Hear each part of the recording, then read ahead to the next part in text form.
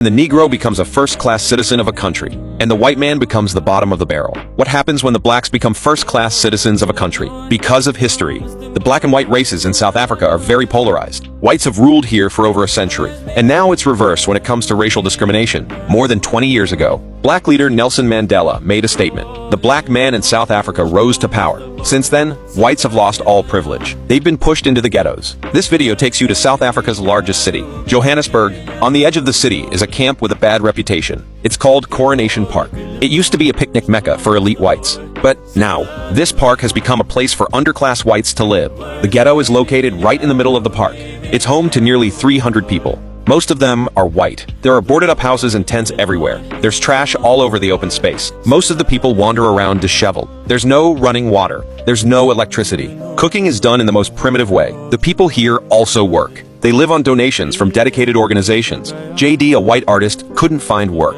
He brought his wife, son, and mother here last month. He's forced to live with dozens of stray animals every day. In the past, we often see slums, mostly black people. It's hard to imagine a poor white neighborhood like this. As for why they're here, it's not that they are lazy and don't want to work. It's because it's hard for whites to find work in South Africa. They're discriminated against by the local government, these seemingly poor whites. In fact, they are all descendants of Dutch colonizers. Their ancestors persecuted the blacks very badly, even worse than pets. During apartheid, they saw themselves as the superior race. They hijacked better jobs and education, created a super-rich white elite. Negroes who violated segregation were put in this prison. Nelson Mandela was once incarcerated here. White cops would make black prisoners strip naked. They would make them strip naked, spread their limbs. They'd slap their hands above their heads. Then, they'd jump back and forth. This humiliating dance was for both men and women. If they resisted, you'll be locked in this cramped, dark room. There are no beds. You have to lie on the floor. It's like lying in a tomb. You're locked up for 23 hours a day,